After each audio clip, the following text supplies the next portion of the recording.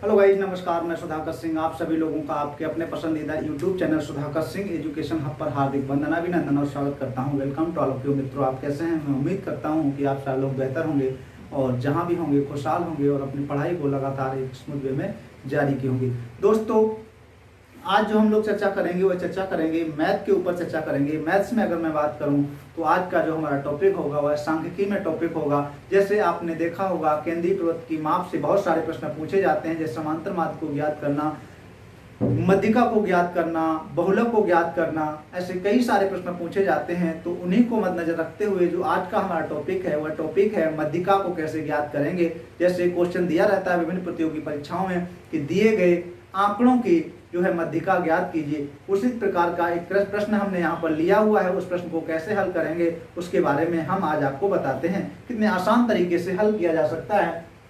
जैसे क्वेश्चन यहाँ पर मेंशन है, वो आप देख पा रहे होंगे बोर्ड पर कि दिए गए आंकड़ों की मध्यिका बताइए। तो आंकड़ा जो दिया गया है, जैसे चर दिया गया है, बारंबारता दिया गया है, तो चर जो दिए गए हैं वो 10 है, 7 है, 11 है, 5 है, 8 है, 6 है, 9 है। और बारंबारता जो फ्रिक्वेंसी दी गई है वो 6 है, 8 है, 15 है, 12 है, 4 है, 7 है, 16 है। तो सबसे पहले जो दिए गए चर हैं उन चरों को हमें क्या करना पड़ेगा? सबसे पहले तो एक ऑर्डर में लिखना पड़ेगा, एक व्यवस्थित क्रम में लिखना पड़ेगा। तो इनको हम चाहें तो आरोही क्रम में लिख सकते हैं और चाहें तो अवरोही क्रम में लिख सकते हैं। आरोही और अवरोही में अगर मैं बात करूं, आ माने चढ़ते हुए क्रम में, अब माने उतरते हुए क्रम में, असेंडिंग ऑर्डर और डिसेंडिंग ऑर्डर। डिसेंडिंग ऑर्डर में जैसे सबसे पहले आरोही क्रम में अगर मैं बात करूं तो सबसे पहले छोटी संख्या लिखेंगे, फिर उसके बाद उससे बड़ी, फिर उसके बाद उससे बड़ी, सबसे लास्ट में सबसे बड़ी संख्या लिखेंगे। तो आइए लिखते हैं। सबसे पहले जो चर दिए गए हैं उन चरों को हमें क्या करना पड़ेगा? उन चरों को हम लोग सबसे पहले एक ऑर्डर में लिखते हैं, आरोही क्रम में लिखते हैं। जो चर दिए गए हैं उनको हमने x से डिनोट किया हुआ है। तो चर अगर मैं देखूं आरोही क्रम में लिखूंगा तो सबसे पहले छोटी संख्या जो होगी वह 5 है। कौन सी है? 5 दी गई है। फिर उसके बाद बड़ी संख्या 5 के आगे आने वाली संख्या 6 है। क्या इन आंकड़ों में 6 दिया हुआ है? जी हाँ, बिल्कुल दिया हुआ है। तो सबसे पहले हम 6 लिखेंगे। उसके बाद देखा मैंने कि 6 के आगे आने वाली संख्या 7 होती है। क्या दिए गए आंकड़ों में 7 दिया गया है? जी हाँ, बिल्कुल दिया गया है। और 7 के बाद आने वाली संख्या 8 है। क्या दिए गए आंकड़ों में 8 दिया गया है? जी हाँ, बिल्कुल 8 दिया गया है।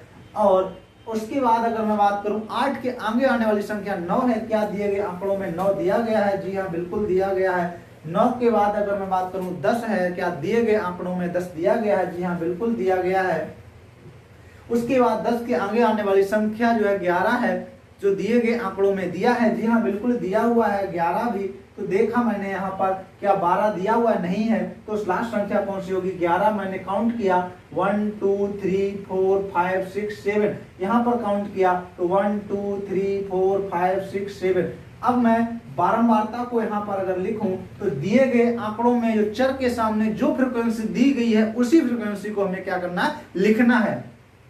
तो मैंने देखा 5 के सामने जो दी गई फ्रिक्वेंसी है वह 12 है। उसके बाद अगर मैं बात करूं 6 के सामने दी गई फ्रिक्वेंसी कितनी है? 7 है। और 7 के सामने दी गई फ्रिक्वेंसी कितनी है? 8 है। और 8 के सामने दी गई फ्रिक्वेंसी कितनी है? 4 है। और 9 के साथ दी गई जो फ्रिक्वेंसी है वो है 16 है। और जो है 10 के साथ दी गई फ्रिक्वेंसी कितनी है? 6 है।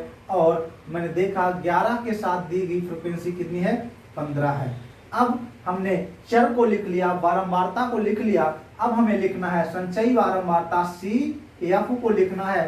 तो मैंने देखा कि इसकी जो CF होगी, संचयी बारंबारता होगी 5 की, तो वह कितनी होगी जाएगी? वो 12 ही रहेगी। कितनी रहेगी? 12 ही रहेगी। और अगर मैं बात करूं 6 की, तो यहाँ पर हमने 12 और 7 को अगर मैं जोड़ूंगा तो 12 प्लस 7 करूंगा तो 19 हो जाएगा। और 19 प्लस 8 करूंगा तो 9 8 17, 1 1 2 27 हो जाएगा। और 27 और 4 अगर मैं जोड़ूं तो 31 हो जाएगा। और 31 और 16 अगर मैं जोड़ूं, यहाँ पर 6 1 7 3 1 4 47 हो जाएगा।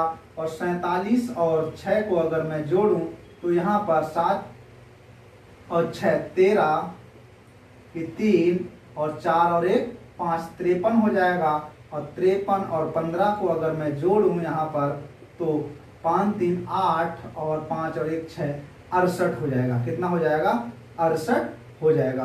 तो इस प्रकार हमने देखा, हमने सबसे पहले चर को जो है व्यवस्थित क्रम में लिखा, उसके बाद हमने जो है क्या किया, उसकी फ्रीक्वेंसी को लिखा और उसके बाद उसकी CF यानी कि संचयी बारंबारता को भी लिखा। अभी हमें देखा जाए तो जो F बारंबारता दी गई है इसका योग भी 68 ही आएगा, जिसे सिग्मा F के नाम से जानते हैं। देखा 12 7 19 19 और 8 जो है 27 27 और 4 31 31 और 16 47 और 47 और 6 53 53 15 68 हो गया। जो 68 आया यही हमारा क्या होता है? n होता है। और मध्यिका ज्ञात करने के लिए जो सूत्र होता है, स्ट्रक्चर होता है n/2 का संगत चर। मध्यिका बराबर क्या होता है?